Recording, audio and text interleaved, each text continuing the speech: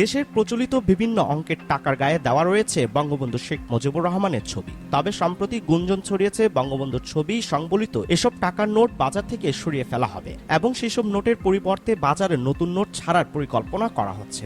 এই অবস্থায় প্রশ্ন উঠছে, আসলে কি এমন কিছু ঘটতে যাচ্ছে? বঙ্গবন্ধুর ছবি কি আসলে আর থাকবে না নোটগুলোতে? রোববার এ বিষয়ে গণমাধ্যমকে তথ্য দিলেন বাংলাদেশ ব্যাংকের মুখপাত্র হোসনে আরা শিখা। তিনি জানিয়েছেন, নোট থেকে বঙ্গবন্ধুর ছবি বাদ দেওয়া কিংবা নতুন নোট ছাপানোর ব্যাপারে কোনো সিদ্ধান্ত হয়নি। তিনি আরো বলেন, সম্প্রতি দেশের বেশ কয়েকটি গণমাধ্যমে 20, 100, 500 ও 1000 টাকার নোট নতুন করে ছাপানো এবং নকশা থেকে বঙ্গবন্ধু শেখ মুজিবুর রহমানের ছবি বাদ দেওয়ার খবর প্রকাশিত হয়েছে। তবে এ ব্যাপারে বাংলাদেশ ব্যাংক কিছুই জানে না। এ মুখপাত্র আরও জানান, আগামী 1.5 থেকে 2 বছরের আগে নতুন নোট ছাপানো বা নোটের নকশা পরিবর্তনের কোনো সিদ্ধান্ত কারেন্সি ম্যানেজমেন্ট বিভাগ নেয়নি।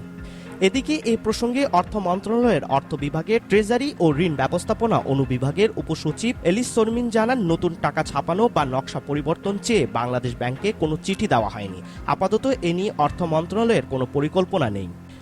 এর আগে গত শনিবার বিভিন্ন গণমাধ্যমে প্রকাশ করা হয়, টাকার নোটের ডিজাইন পরিবর্তনের সিদ্ধান্ত নিয়েছে অন্তর্বর্তী সরকার। প্রাথমিকভাবে 20, 100, 500 ও 1000 টাকার নোটের ডিজাইন পরিবর্তন করা হবে। নতুন নোটে থাকবে না বঙ্গবন্ধু শেখ মুজিবুর রহমানের ছবি। বাংলাদেশ ব্যাংকে নতুন করে নোটের নকশা করার প্রস্তাব দেওয়া হয়েছে।